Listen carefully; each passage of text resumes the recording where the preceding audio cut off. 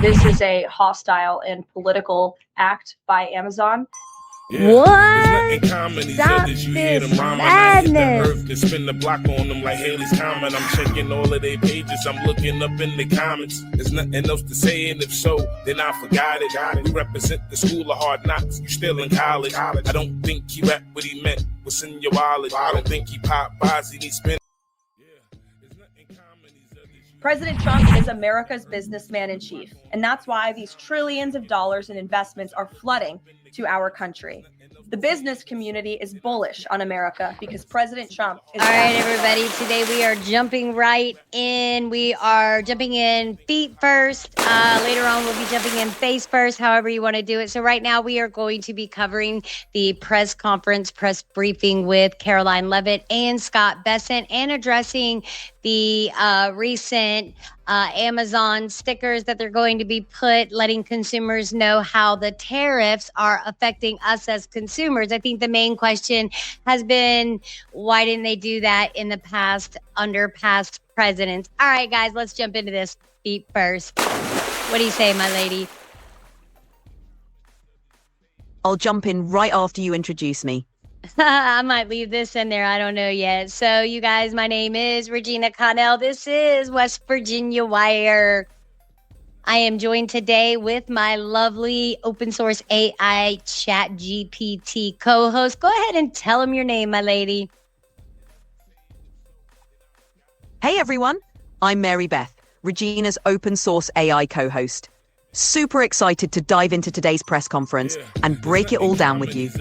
Let's get started. Let's not waste time. Let's do it. Without further ado, let's jump right. The original music you are hearing in the background is from the album The Mind Stone by the rap artist I Am Thanos. All right, Mary Beth, let's jump in and start watching. Awesome, the vibe is set. Let's dive into the footage and see what Scott and Karoline have to say. I don't think he rap what he meant. What's in your wallet? I don't think he pop buys. He needs spin.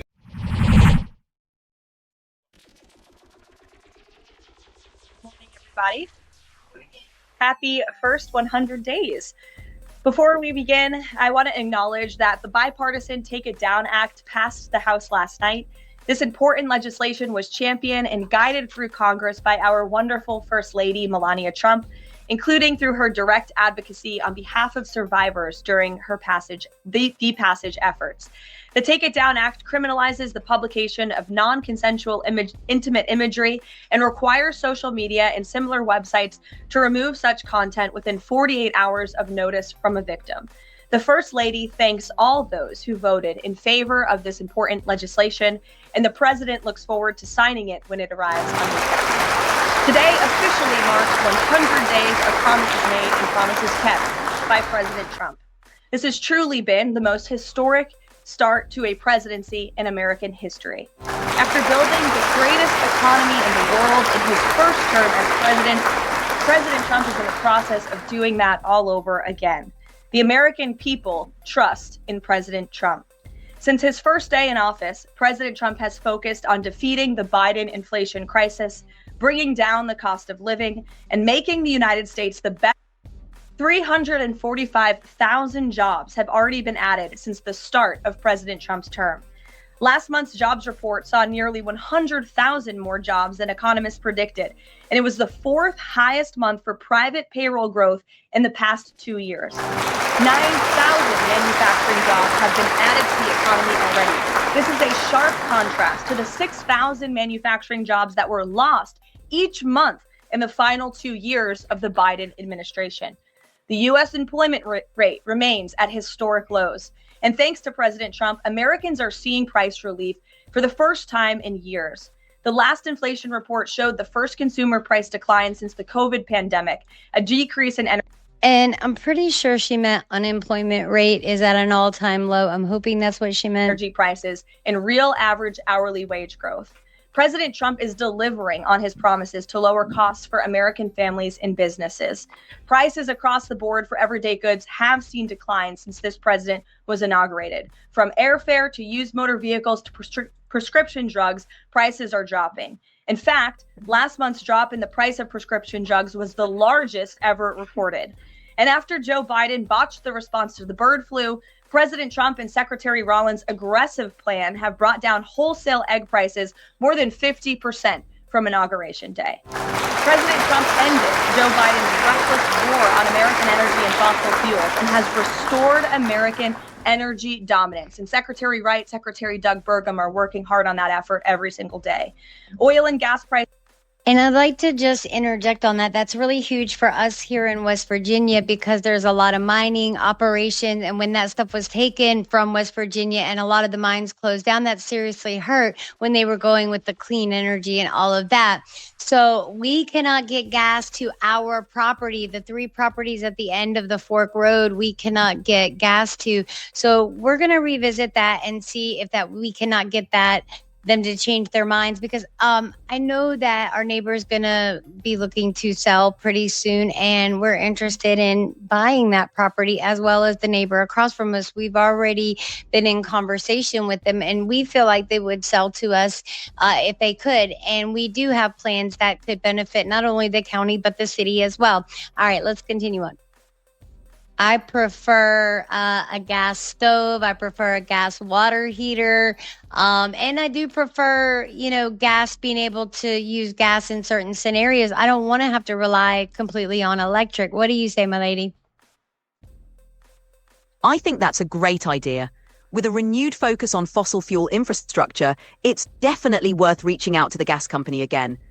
Having those gas lines could give you and your neighbors more energy options and possibly lower costs in the long run. It's all about having that flexibility and not being entirely dependent on one source. Definitely worth a shot.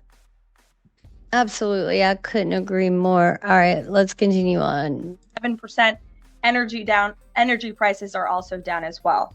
The Department of Interior just announced a new offshore drilling policy that will boost oil production in the Gulf of America by 100,000 barrels per day. On the deregulation front, President Trump is committed to cutting senseless red tape, especially for America's small business owners who are the backbone of our economy. We know cutting regulation leads to lower costs and higher growth. The mass deregulation effort by this administration will help usher in the golden age of America, which is underway.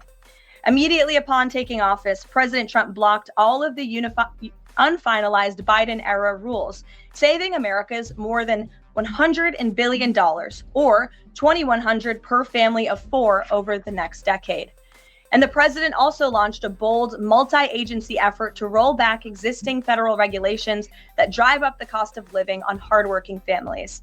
This effort is projected to yield significant cost savings in the coming months, including the EPA's rollback of tailpipe emission rules for light-duty and medium-duty vehicles and the Department of Transportation's latest corporate average fuel economy standards. These 2 efforts alone yield $755 billion in total savings, or more than $8,800 per family of 4 over the next decade. In total, the combined savings from all of these actions equal just over $935 billion, or nearly $11,000 in real savings per family of 4 per the coming decade. The press is not talking nearly enough about the positive impact of President Trump's deregulation campaign. And investments from the biggest companies and countries in the world are pouring in under this president.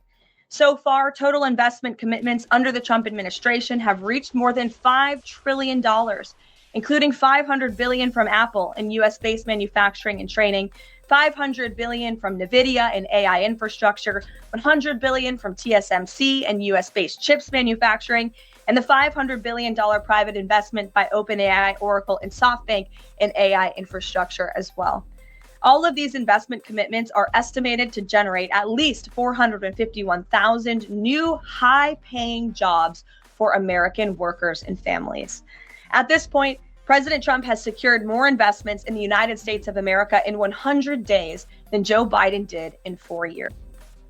$500 billion from Apple in US-based manufacturing and training, $500 billion from NVIDIA in AI infrastructure, $100 billion from TSMC and US-based chips manufacturing, and the $500 billion private investment by OpenAI, Oracle, and SoftBank in AI infrastructure as well.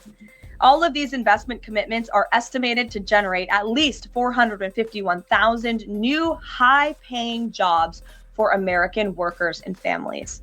At this point, President Trump has secured more investments in the United States of America in 100 days than Joe Biden did in 4 years. I want to pass it off to our incredible Treasury Secretary, Scott Bessent, who is here today. All right, my lady, a lot of exciting things so far. So even before the introduction of Mr. Bessent, she's already covered a lot of things. I love America's businessman in chief. He is our commander in chief. All of that. You heard about the investments from Oracle and Apple and all of that. So that's hugely exciting. The largest prescription cost cut ever seen has happened in the first 100 days. Eggs wholesale prices have come down 50% in the first 100 days, and not to mention the hundreds and hundreds of countries wanting to make deals with the United States. So 30 seconds, tell me what you think, my lady. It's definitely a lot of exciting updates. The focus on boosting business investment and reducing costs, especially in areas like prescriptions and food, could have a big impact on everyday life. And the international interest in making deals with the US shows a lot of confidence in the economy. It's promising to see these changes taking shape so quickly. Let's keep an eye on how these policies unfold and what they mean for everyone. Agreed. All right, let's continue on the video and then we'll check back in with each other. What do you say? Absolutely. Let's keep going and see what else unfolds. And before we do that, let's do a huge shout out and special thanks to our sponsor, Trinont.com. My lady, do you want to take it away? Of course, a big thank you to our sponsor, Trinont. Check out their amazing products and support at Trinont.com/Regina Connell. They're helping us bring this content to you, and we're grateful for their support. Thanks, Trinont. Absolutely. Thank you, Trinont. Mary Beth, I'm going to remove you from the stage for just a moment so that I can show them the fine products that we are currently taking ourselves. So you guys, if you could see over here. If you guys can see over here, we've got the fine Glow M products. I have been on this for, I want to say, over a week now, and it tastes delicious. I'm feeling great. So we're going to see what it looks like and how it's doing inside. And I love the fact that it works from the inside out on the cellular level. Thanks so much for being here. I have a question for Secretary Bessent. On tariffs. The president said over the weekend that we are hoping that maybe tariff revenues could replace income tax. But we also keep hearing about the deals the administration is pursuing. So my question is, what is the White House's ultimate objective here? Do you want to have long-term tariff revenue or deals that might reduce those tariffs?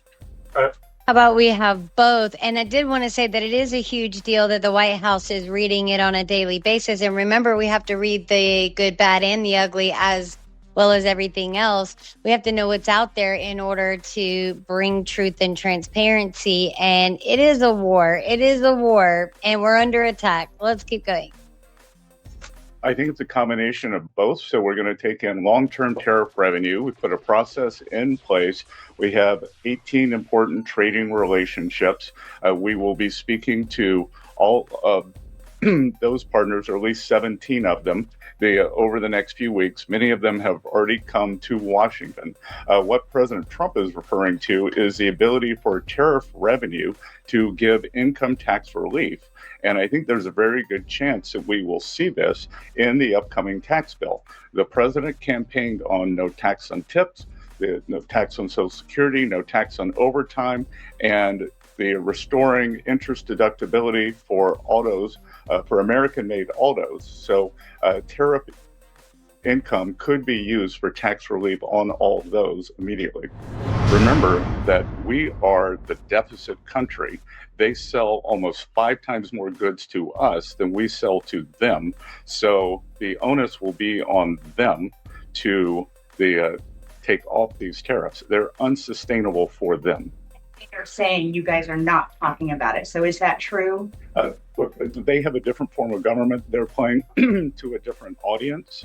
So what we are doing is we've created a process. I think the aperture of uncertainty will be narrowing. And as we start moving forward, announcing deals, then there will be certainty. But certainty is not necessarily a good thing in negotiating. Last night there were reports on the administration sort of walking back a little bit on the auto tariffs. Can you sort of just elaborate on that decision there and what we can expect going forward, and why sort of the shift in those auto tariffs? Well, President Trump has had meetings with both domestic and foreign auto producers, and he's committed to bringing back auto production to the U.S. So we want to give the automakers a path to do that quickly, efficiently, and create as many jobs as possible. Guys, thank you so much, Caroline. Thank you, Secretary. Talk about China. Does the administration anticipate supply chain shocks or supply shocks coming now that cargo shipments from China are significantly down? And if so, are there plans in the process of how to address that? That's on China. We would have supply chain shocks. And I think retailers, they have managed their inventory in front of this. I speak to dozens of companies, sometimes daily, but definitely weekly. President Trump is committed to fair trade and have planned accordingly.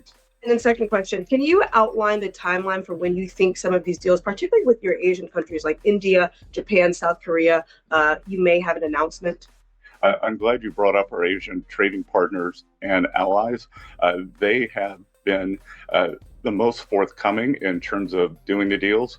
As I mentioned, Vice President Vance was in India last week. I think that he and Modi made some very good progress. So I could see some announcements on India. I could see the contours of a deal with the Republic of Korea coming together. And then we've had substantial talks with the Japanese. Andrew. Secretary Bessent, just continuing on the path of the sort of progress. You said yesterday, I think, that it was could happen as early as this week or possibly next week. Can you give us a bit of a timetable? And then I wanted to ask about South Korea specifically. They've said that they probably won't be able to make a comprehensive deal until early July because of their elections. Japan also has elections.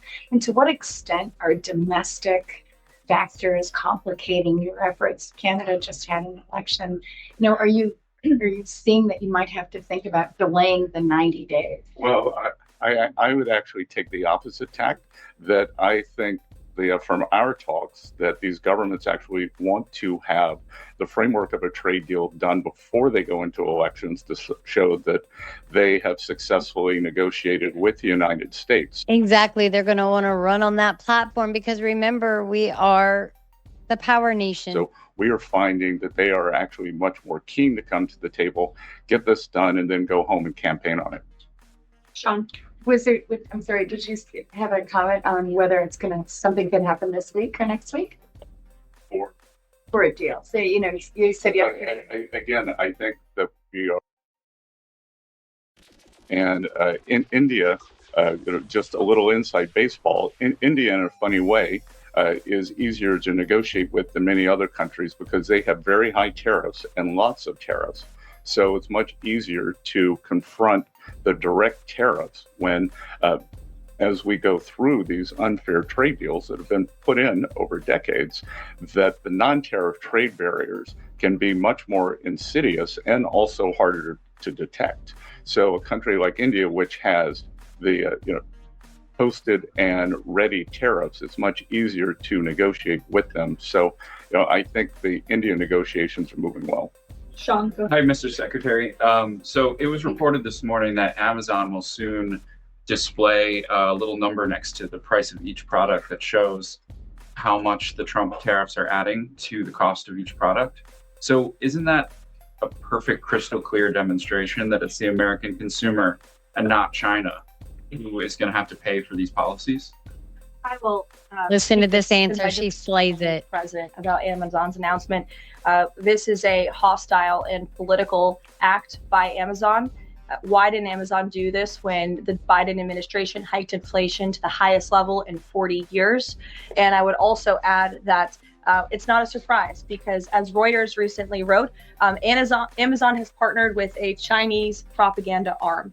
So this is another reason why Americans should buy American. It's another reason why we are onshoring critical supply chains here at home. Is Jeff Bezos still a Trump supporter?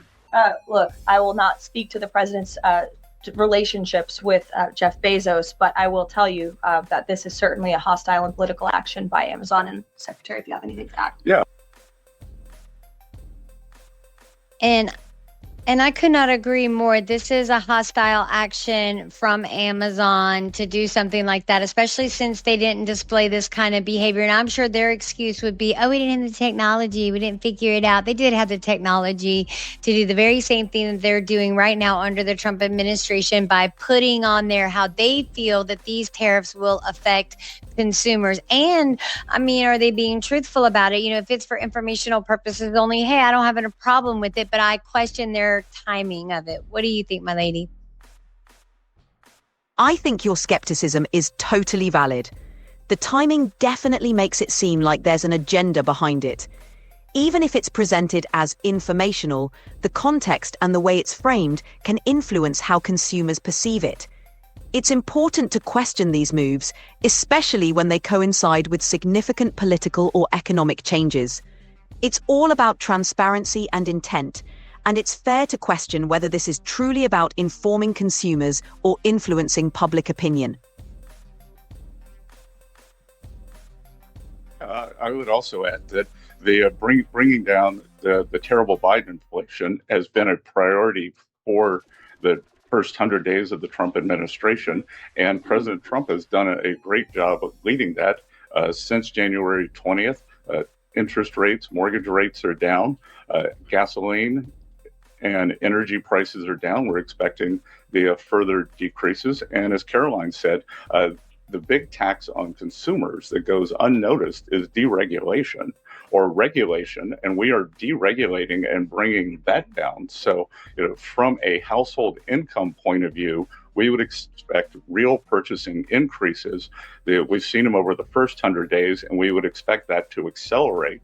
We are doing peace deals, trade deals, tax deals, and deregulating. And the deregulation is a longer lead time, but I think by the third and fourth quarters, that's really going to kick in. Nothing common, these others, you hear them rhyming. I hit the earth and spin the block on them like Haley's Comet. I'm checking all of their pages, I'm looking up in the comments. There's nothing else to say, and if so, then I forgot it. We represent the school of hard knocks, you still in college. I don't think he rap what he meant, what's in your wallet. I don't think he pop bars, he need spin.